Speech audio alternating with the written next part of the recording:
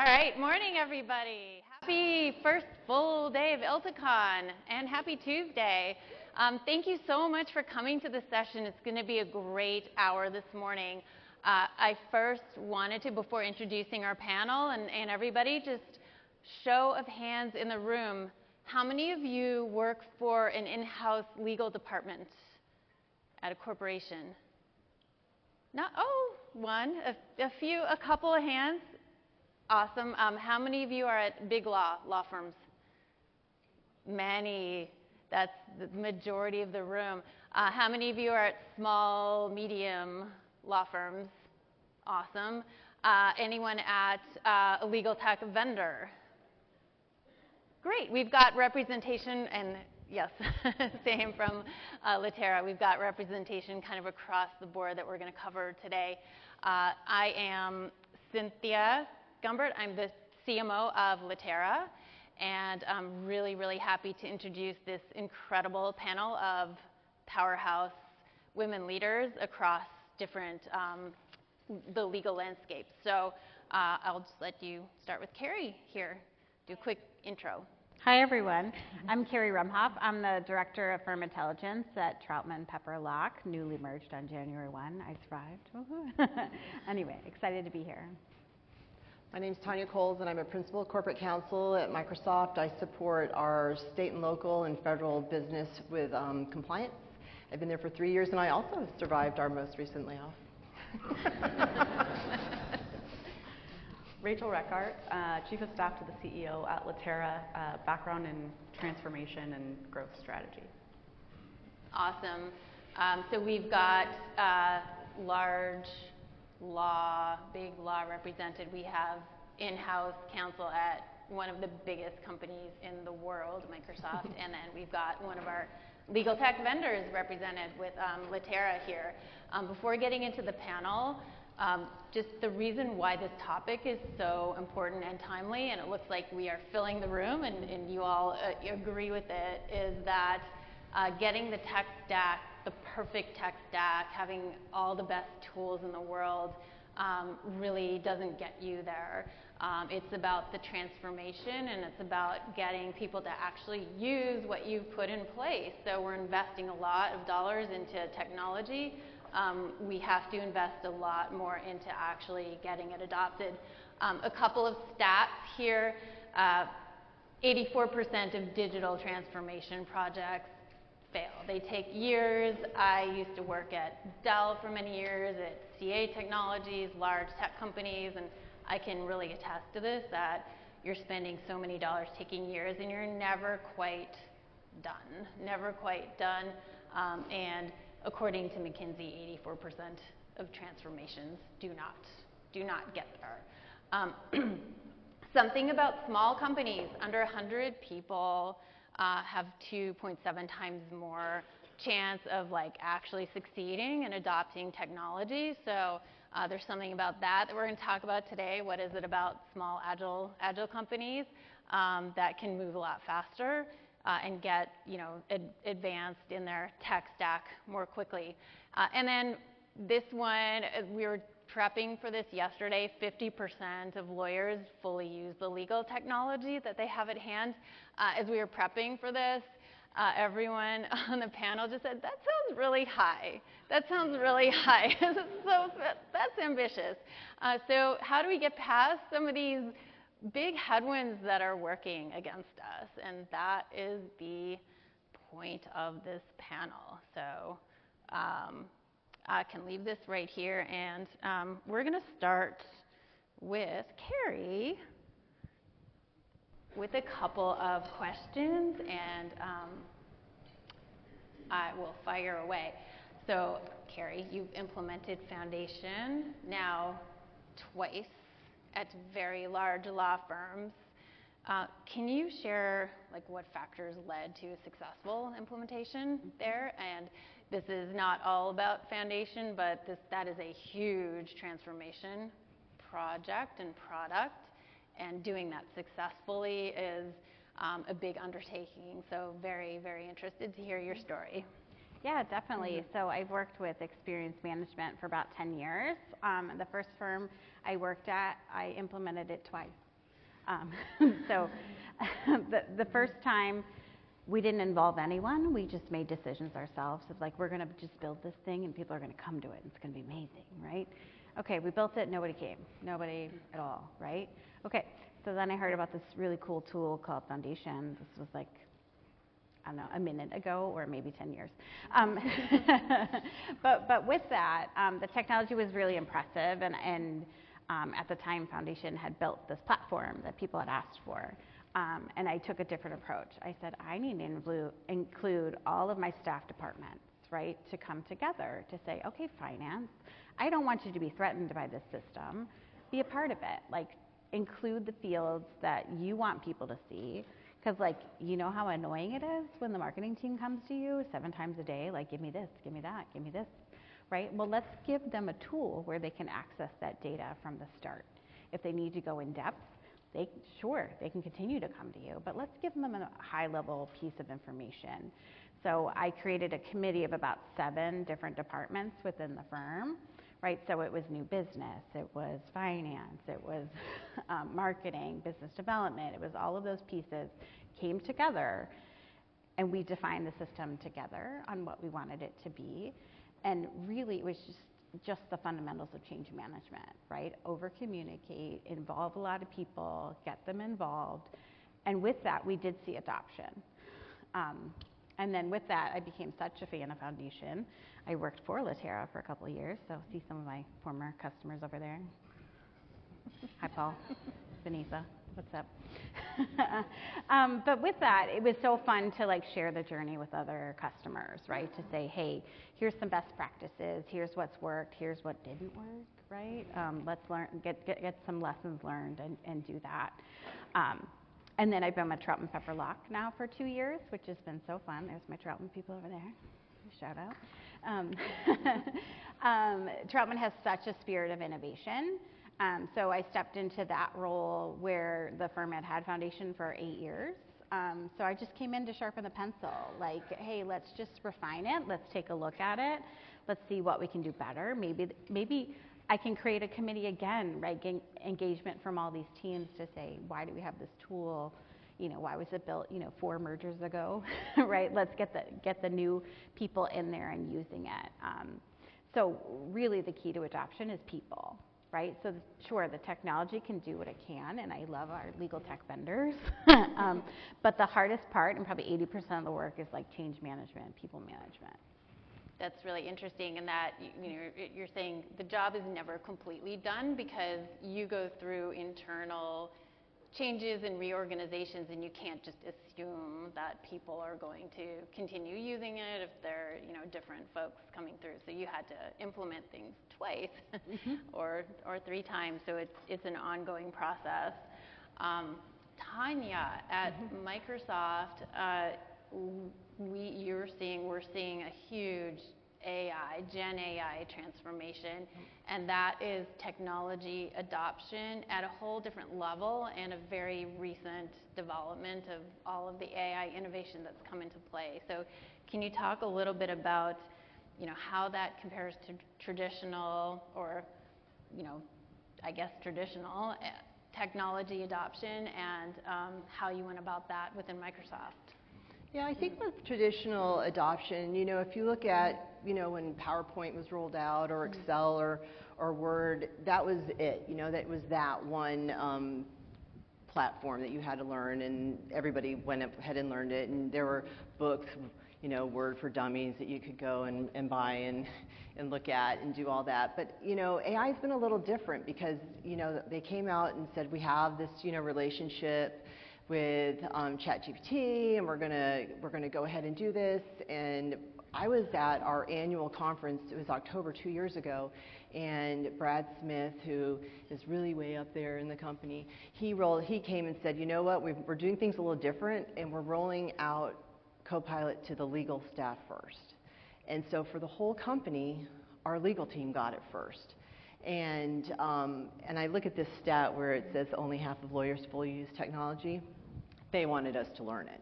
And so we got the beta versions, and it keeps changing and getting better and better. But I think that was how it was done a little different. And I've we have legal teams embedded in all of our product groups and across the company. So there are a lot of legal staff within Microsoft.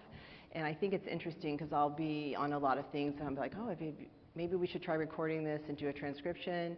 Maybe we should do this. So I think the legal team is actually providing input to the rest of the company because we've been using it longer. And so as things roll out, we're able to pick up and start adopting them faster than the rest of the company.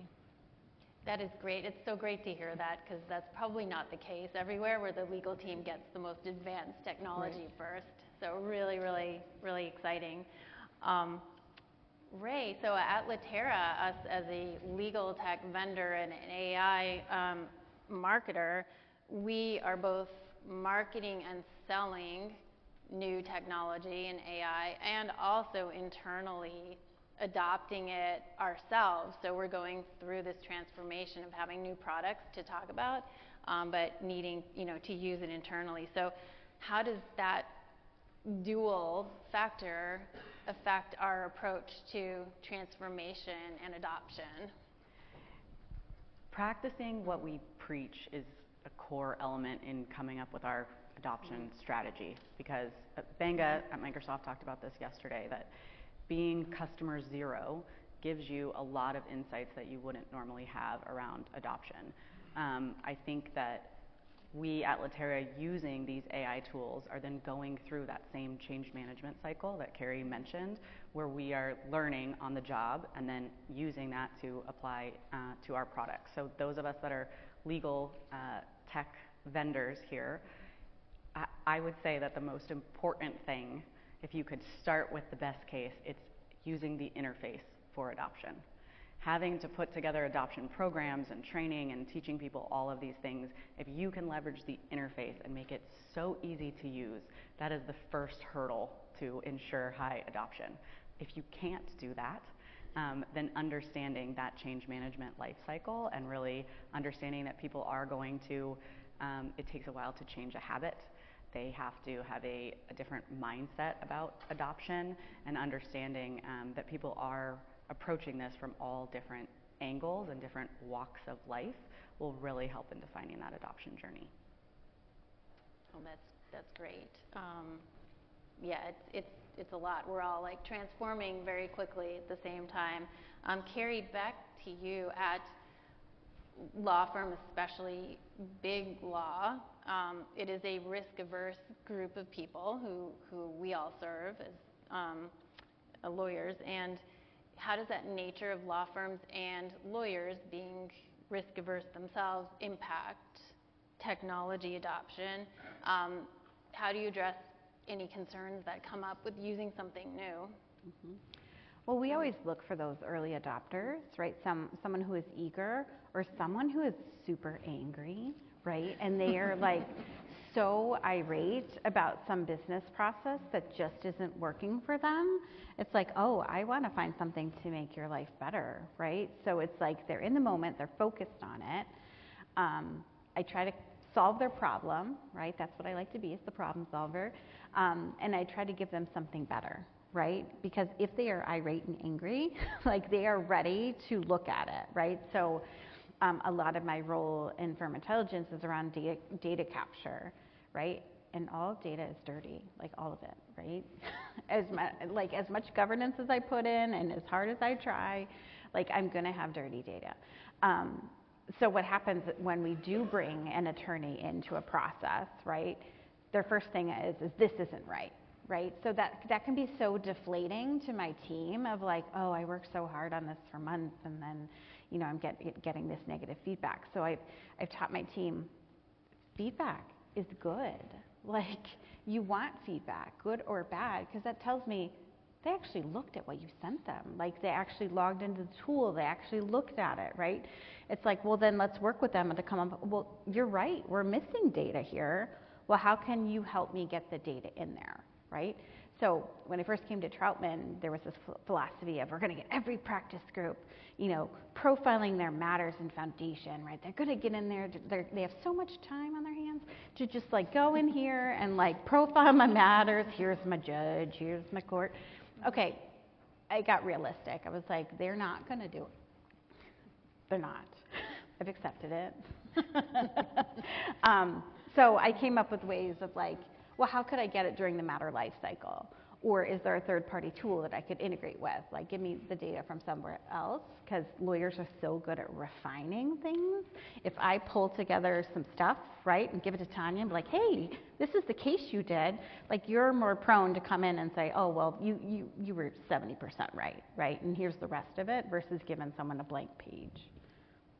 And you mentioned, sometimes things are deflating when people say, oh, none of this is right, and it is hard. You can't forget that kind of wellness aspect of those of us who are working to gain adoption. When you start to see things falter or just slow down, how have you overcome that slowness in the past? Yeah, so I've engaged my staff departments, right? Mm-hmm. So our business development team knows the practices the best, right? So I always look to them as my liaisons, like, how do I best interact with this practice group? I just look for help. I look for peers, right, of collaborating, of, okay, this attorney said this, what is their personality like, how can you help me, what do you know about them, that we could get it together. So I try to put the effort in behind the scenes and then go to the attorney, like, hey, I met with intake and they said this, and I met with this, and right, and then it shows I made effort. I did some homework before I just called them and said, well, you need to fill this out. Good luck to you. I think understanding you talked about setting your team's expectation. We roll this out, we get feedback, but also understanding the adopters, or helping them set those expectations out the gate goes a long way. Mm-hmm. I talk about the phases of change from a psychological standpoint. Everyone is going to have uninformed optimism. That's what we all do when AI comes out. This is going to change our lives. And then you get it, and you have uninformed pessimism, where you go, this can't do anything. And then you go through the stage of informed pessimism, where you're like, okay, I'm starting to learn, I'm not sure it can do what I thought it was gonna do. And then you get to informed optimism, where you are a power user, you have worked all of the things out, and understanding that life cycle has to happen every single time a user comes into the game also helps our teams that developed the product or that put a lot of effort into customizing the product for their users, understand that it's not failure, it's a normal psychological cycle that everyone has to go through for adoption and for change. Yeah, that's so true. When we announce a new product or a new feature, I over communicate, these are the positive things it's going to do for you, and this is what it's not going to do, right? Let's just go clear out the bat. This is not going to be there. We wanted to get you something up and running as a prototype, get you in there. We have ideas for future phases, but I didn't want to wait before I gave you something of value. Love that. When we were preparing for the session, Tanya, you also mentioned that learning AI, learning GenAI is like learning a new language for many. Can you elaborate a little bit on that? It was such a great conversation we had. Yeah, and I think when you're talking about informed and being depressed and all that, I don't think you used depressed, but that's sort of how I was feeling. I think they rolled it out to us and started doing everything, and at a certain point, in a prior life, I went to school to be a high school Spanish teacher before I went to law school, and I, of course, had to learn a foreign language, but I didn't go into class the first day and they're like, here's Don Quixote, have a great day, let's talk about it tomorrow. We started with, what's your name? How to say your name, and I think we practiced that for a week, right? And so I think with AI, and especially learning how to do the prompting and everything like that, it is like learning a foreign language. You have to start small. It's very frustrating when they come out and they say, okay, everybody, we're going to start, making agents now. Whoa. To make an agent, you're going to have great prompts. And if you didn't learn the prompting one, you're kind of out of luck, And I think for the engineers, it's a good way to say, when you look at math, you have to learn the foundations first. If kids haven't learned how to, add and subtract and do multiplication tables in their head, by the time they get into high school and they're doing other things, they're going to be left behind. And AI is the same way. If you don't start doing the simple things, have it try to draft an email for you. That is like the easiest thing, and I use it constantly. I have like the white paper syndrome, where if it's just a blank paper, I'm sort of like, oh, what am I going to say? And it takes forever, or I know what I say, and it just goes on and on and on, and then I have to go back and edit it. Well, I find I just do that on and on part in the chat portion, and I'm like, draft it, and then it creates an email, and then I go from there. And that's like the simplest thing that everybody can do today. Open up, if you're using whatever, it doesn't have to be Copilot, whatever one you're using, but just go out in your mail program, and just every time you draft an email, use Copilot. Use your AI and draft it that way, and it'll be amazing what you see, and you'll find you're saving time doing just that. That is great. And Tania, just a quick follow-up question, which is kind of the elephant in the room for a lot of people adopting GenAI, especially in the legal world. How did Microsoft address concerns about just data privacy and security when confidentiality is so paramount in this industry in particular? Yeah, I will say that in our team, that was our biggest concern. Like when it was first rolled out, and I was like, I'm going to ask a question about something I did. Like, who's going to be able to see that? Who's going to have access to that? That really was frustrating for me. But we've learned that, it comes to your IT department. The IT department is supposed to set up the security. If I share a document with you, but I don't share it with you, and you both ask a question about that topic, you may get answers that had answers from the document. You won't, because you don't have access to the document. And so I think a lot of it comes back to, is your data clean? Mm-hmm. Have you put in the correct security measures? Do you have firewalls? If you have to firewall off one customer for another, are they not part of that data group? And so, and you can create entire groups. Like I do a post-government employment. So if anybody's coming to work at Microsoft and they've worked in the government before, we have to do this whole review. Like I have all the documents associated with that in one vault together. And when I ask questions, it's just looking at those documents. It's not looking at stuff all over the company. It's just looking at the data I want it to look at. And so I think it's important, to make sure when you have agreements with companies, are you training the model? You don't have to be training the model. That's an option. And so you have to make sure that you put those things in place. And I think once our team figured out that I couldn't see things that you didn't share with me, and that document that I asked it to look at and answer questions about now isn't being used to answer questions for everybody in the company, like my stress levels went far, far away. I was oh, okay, now I can ask questions and I can do things, and I don't have that fear. And I think that that's a big thing to avoid, is fear. Great. Rachael, when we were preparing for this and as we're rolling out GenAI quite a bit, you've compared it to training a new employee. Can you talk a little bit about that? Yeah. Mm-hmm. Yeah, I was talking about how a lot of times as you're exploring a new product, right, because there's so many out there today and they all have different strengths and weaknesses, oftentimes I'll get halfway down a path and realize this would have been faster just to do it myself.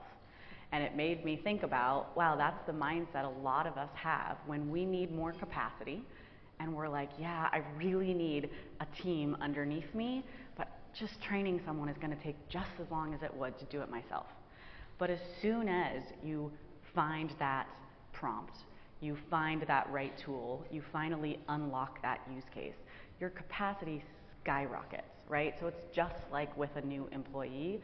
Once you put in the time, the short-term pain for the long-term gain, you do see that burst increase in capacity, but you have to come out the gate with that mindset of, listen, I'm learning a new language or training a new employee. It is not going to solve world hunger on day one.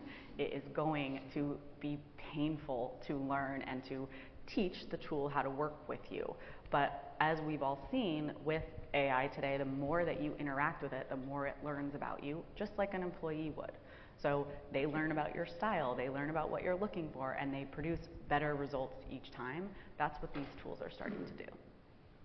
I think that's the case for just any kind of transformation where everybody has their way of working. That's probably the biggest hurdle they have the way that they know how to get things done, and having a new tool in front of them is it's like an inconvenience for a while.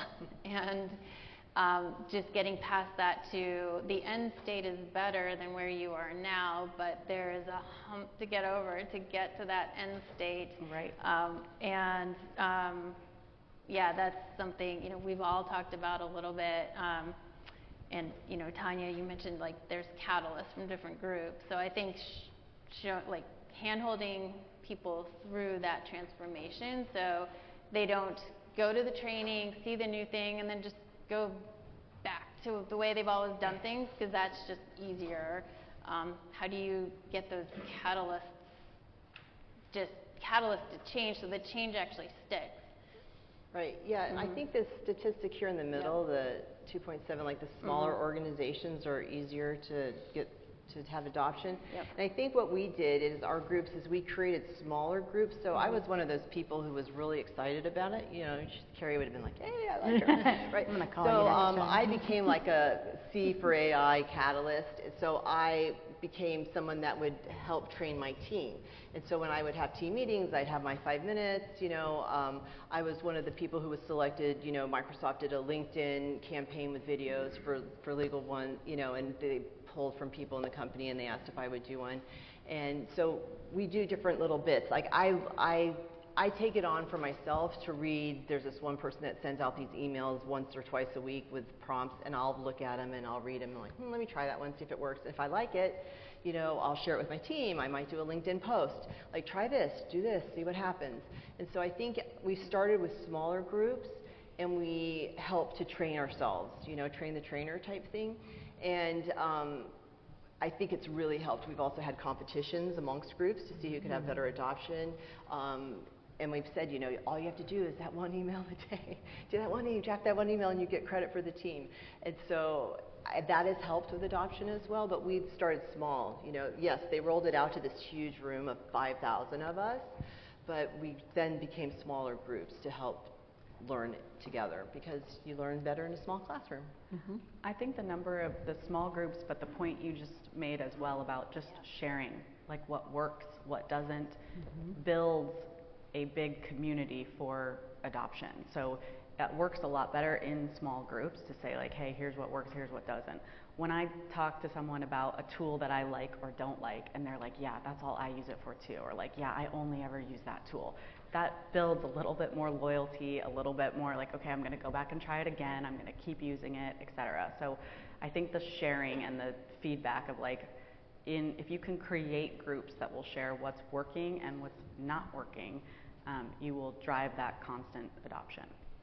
Yeah, I think the other thing that's an issue though that I see is that all these small groups are creating everything, and then they're like, let's put it all in a SharePoint. And then it's like, then it suddenly becomes overwhelming again. Right. And I'm just like, oh, I can't look at that. It's too much. Like, I just want 5 prompts to start with. Don't give me a website with 5,000. That's too much. I'm not going to be looking at that. You know, and so I think, you know, you also have to think about how to do it and keep it under control. Like, don't go crazy. Well, it also opens you up to like having a growth mindset, right? Of like, sometimes try it. Like when I first tried our chat thing, and I'm like, nope, this is not for me, right? But then like 2 months later, I'm like, okay, I should get on the bandwagon, right? So like trying to be open to it, like make space to like to be open with it, or call a change agent like Tania and be like, what do you use this thing for, right? Okay, I'm going to start drafting emails this way. So I think that the grassroots effort is always a good approach too, versus here's 5,000 prompts, right, that have nothing to do with my job. And then maybe not just use it at work, you know, Yeah, maybe use it in your regular life. I think you start using it regularly in your regular life, like my husband and I have these little competitions about meal things. I'm like, I'm going to try my co-pilot recipe. You try yours. Let's see what happens, you know. Or I was visiting my parents, and my dad had a Samsung, and I had no clue. And he says, 86 years old, he's having problems. I got my co-pilot up, and I'm companion, and I was talking to it. It was talking to me.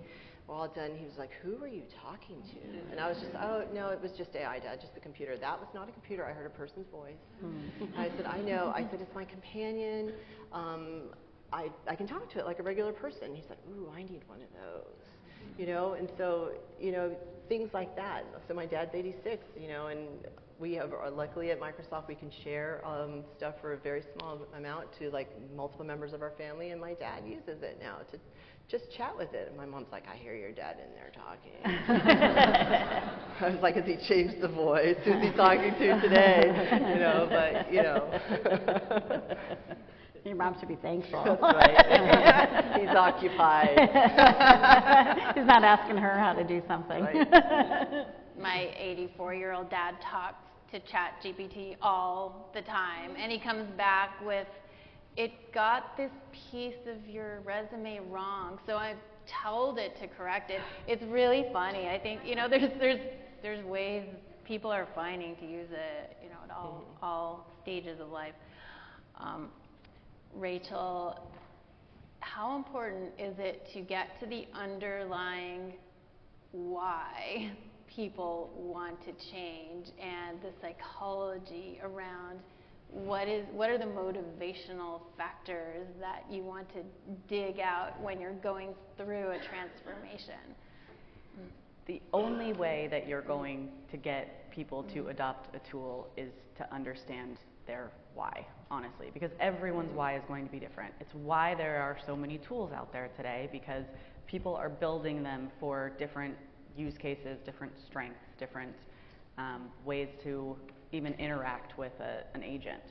So, for example, we use AI a lot in Litera. My boss, Avanish, loves Copilot. He swears by it, he uses it for everything. His use cases, though, that I think he spoke to this in the company update yesterday, are to be able to attend 20 meetings at the end of his day and say, Copilot, tell me what I missed here, et cetera, et cetera, et cetera.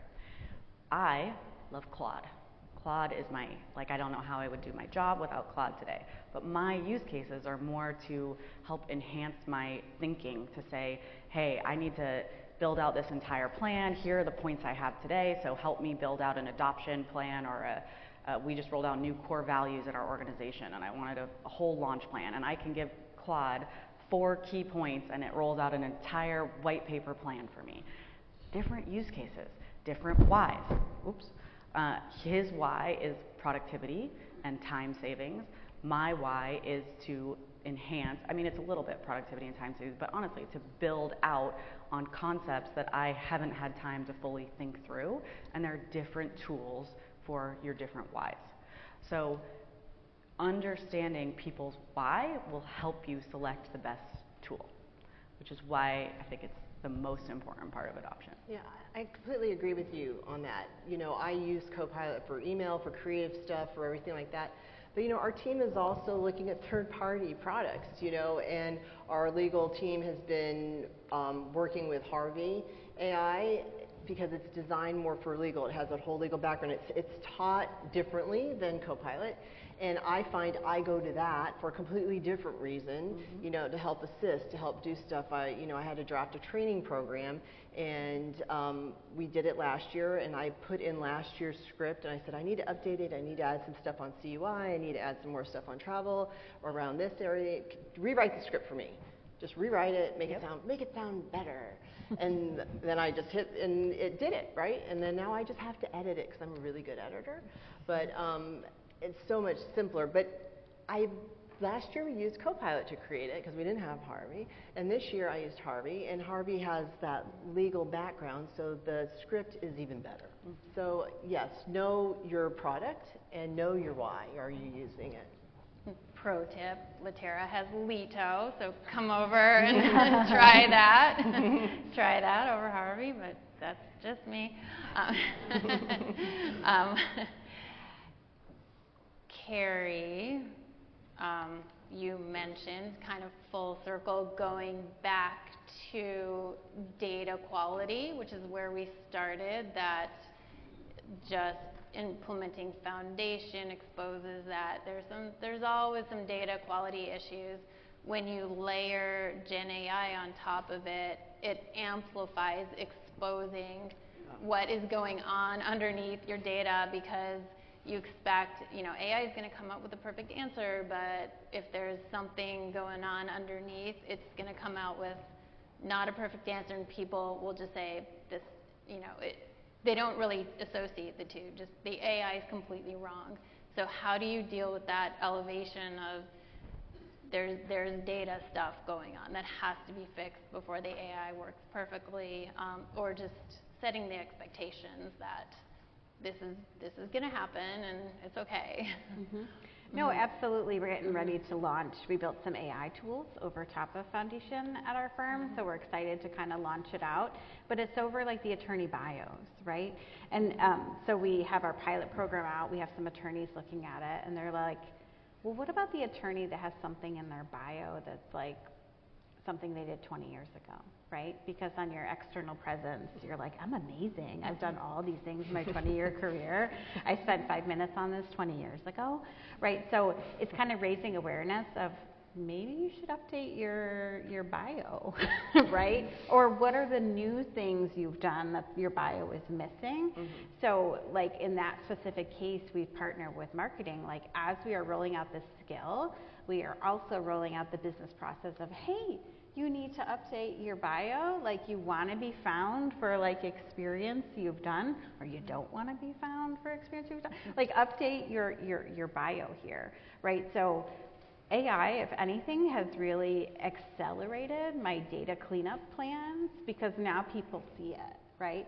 Whereas before it was like data cleanup was like a nice to have, right? And I was like pushing the boulder up the hill of like, we need to clean this, we need to do this, right? But now that it's being exposed at such a higher rate, I can quickly say, well, this partner found this, and it doesn't make any sense, and we need to fix this all the way upstream. Like it's really expedited the change within the firm, which has been pretty exciting because it's like I've been saying this for 10 years. Like we should be doing this the right way.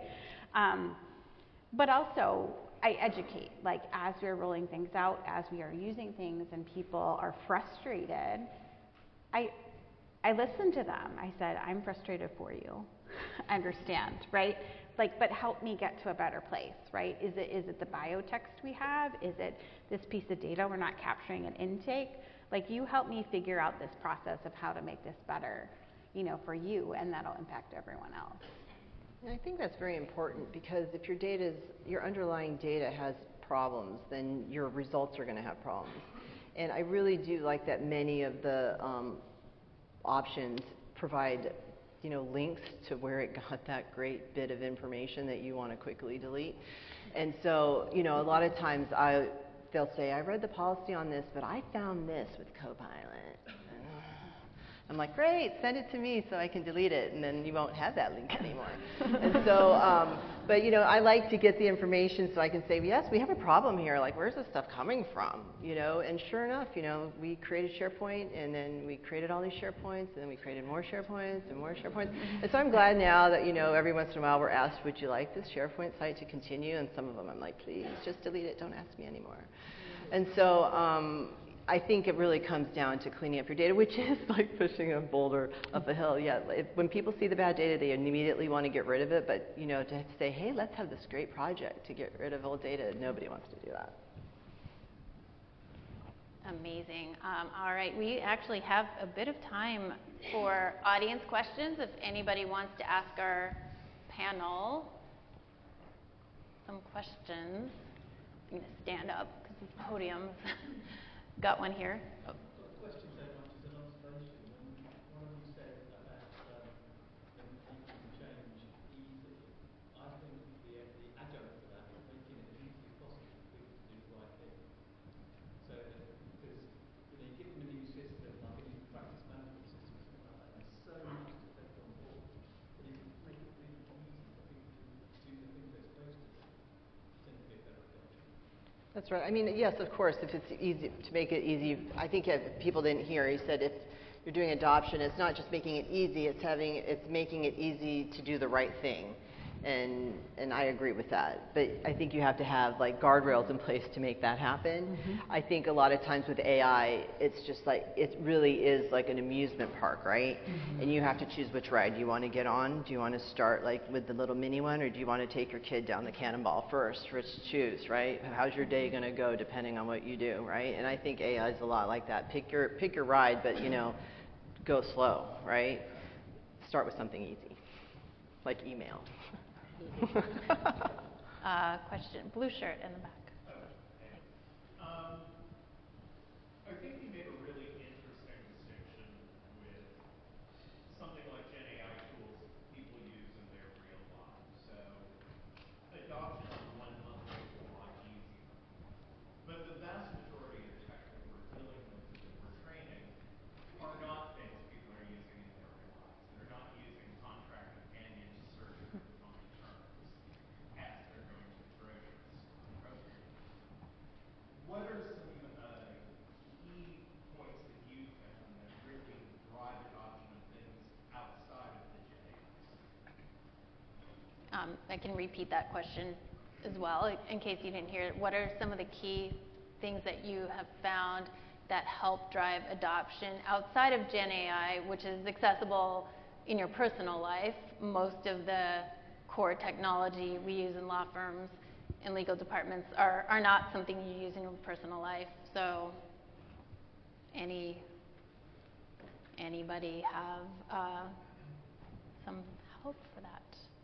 Like how to drive adoption to create things within your work environment that are only available in your work. Available in your work. You know, I think a lot of times you have to have that brainstorming session with your group. Like, what do we need help with? Like, what are we doing over and over and over again that we need help with? And I think there are only 3 people here who are in-house counsel. But in-house counsel, we do a lot of different things, but then there are those distinct projects maybe we always send to outside counsel to do because we just don't want to do them, or we just need additional assistance. And I think maybe looking at projects like that and seeing, like, what can you do and try to, and I will say, go ahead. Sorry, but to follow up on that, I think there's a slight difference with tools that aren't necessarily applicable to your everyday life. So, and as you mentioned earlier, people tend to fall back into their past. I have my workaround already. Yeah, it's cumbersome. I'm not getting the full benefit of those things. Where do you find the balance between messaging to them the time you invest now will pay dividends throughout your career? And what message do you guys use to get through to people about that?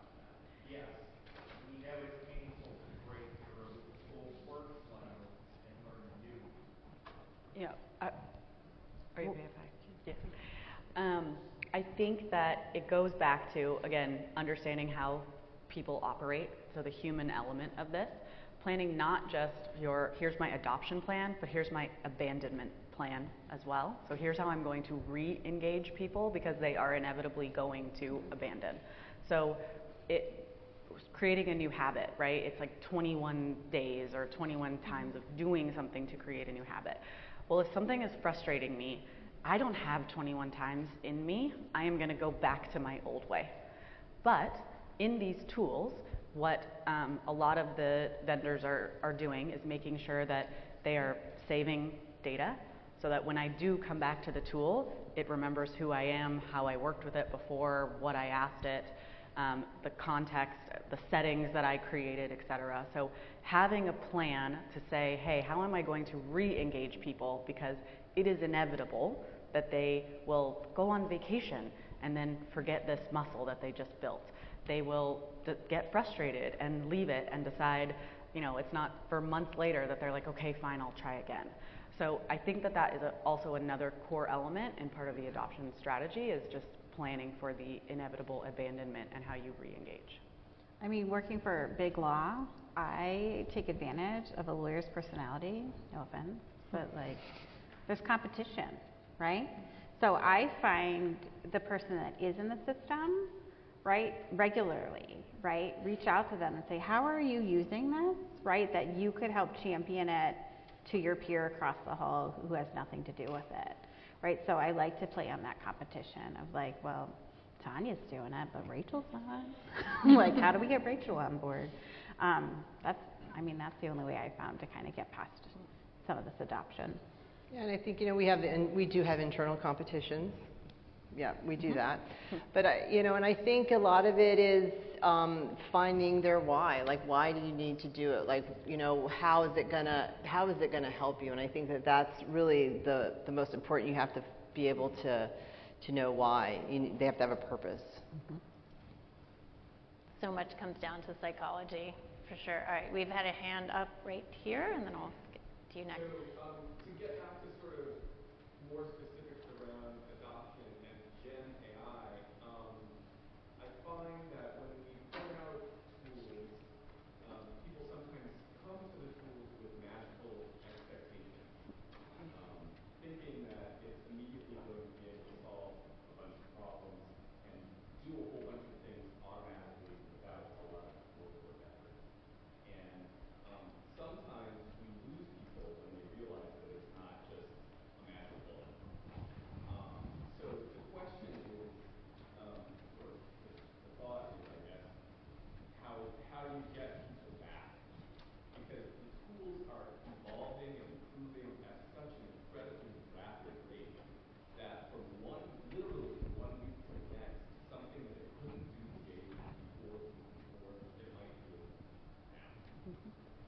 now. For those who didn't hear, the question was, AI really has a lot of expectations that come with it, where you hear, this will save you 98% of your time, and then when it doesn't do that, people will abandon it more quick. When it takes a few hours to set up and takes you longer at the beginning, it's not meeting the expectations you had. Yeah.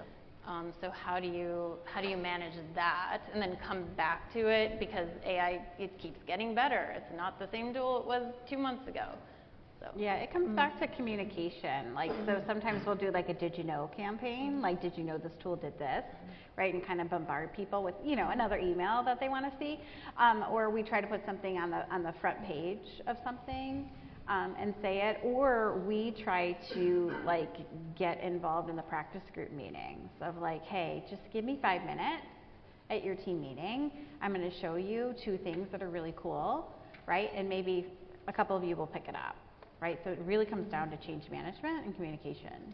Yeah, and I think that goes back to the role of the catalysts within our legal team. Is we do on all of our team meetings, I have like my 5 minutes where I go over something new that I heard or I saw, and I do try to post those. And so I think that's what you have to do. You have to continually try to pull people back in. I think it can also help to set expectations out the gate. So there's 2 processes happening simultaneously. There's what the human is going through and what the tool is going through, right? So the tool is evolving every day, and the human, like we said, is going through that change cycle. So in the beginning, the first stage is the uninformed optimism, like I said, and the tool at its infancy. So like a huge gap. And as you keep going, you guys are getting closer and closer together to say, okay, now you're a little more of the informed optimism and this uninformed, because you're now, you've gone through your pessimism. All the while, the tool is getting better and better. And so helping them understand that this is where you are, this is where you're going to be, can get them through that really frustrating growth cycle. And I think also just, a lot of the hype of AI, it will save you 95% of your time. It's not the case. It saves about 50% after really pushing and using this for a few years, and this is what we say with Litera. It saves you a lot of time, 50 to 80%, but it's still your name on that document at the end of the day. You have to have yourself in that loop. So don't expect it to do all your job for you, right. And don't believe all that hype. It's a huge productivity game changer, huge.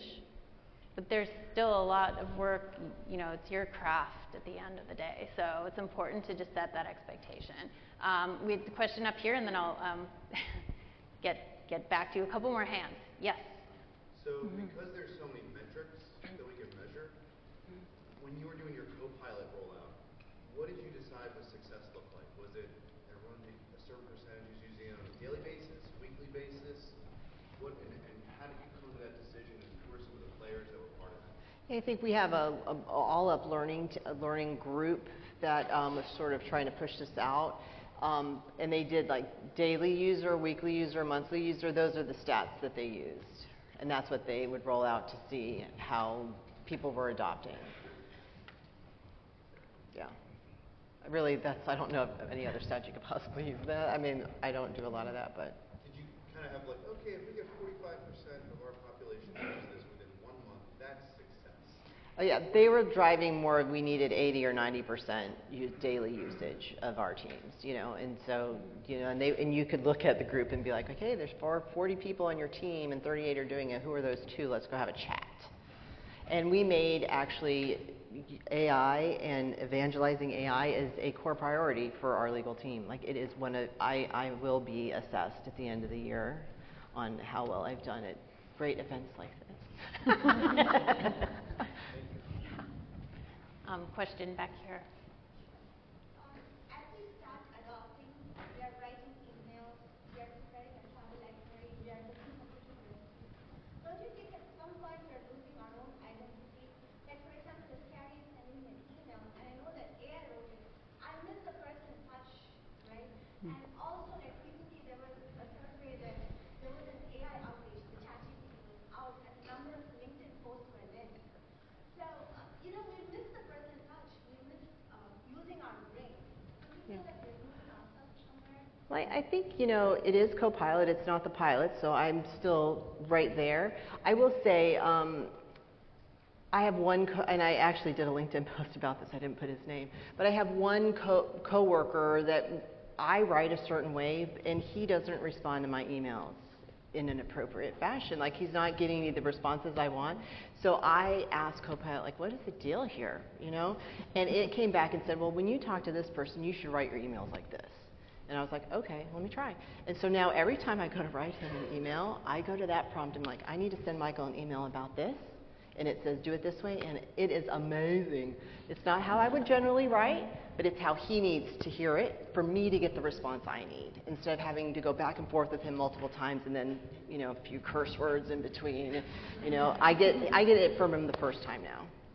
So yes, I think maybe we are, but at the same time, no, I think my personality is still there in what I'm sending out because I do edit things.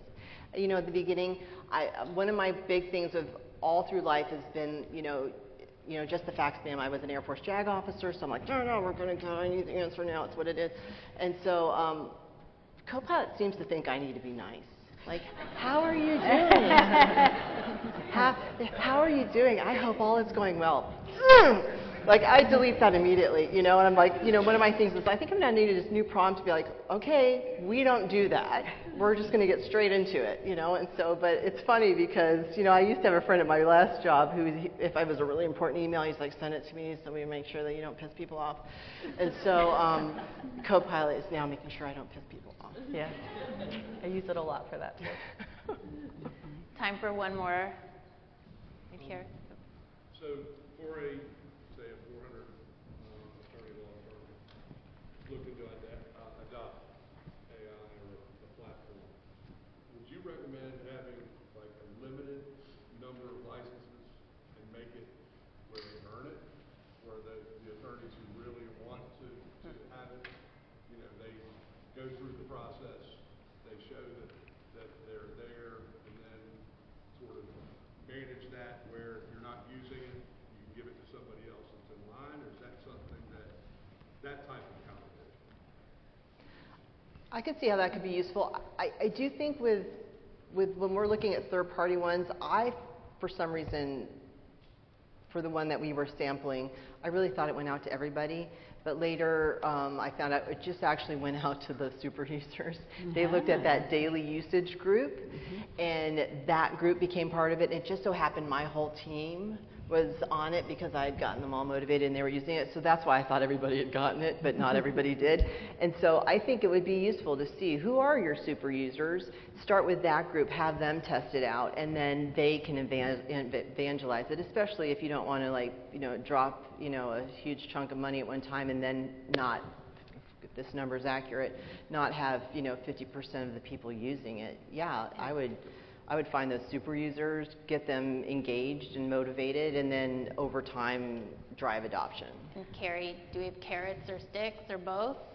I always start with a carrot, like it's gonna be great, but then we have done that. Like our research team is doing it now with like Counsel. Like we only have so many licenses, we're gonna give them out, you get it for 90 days.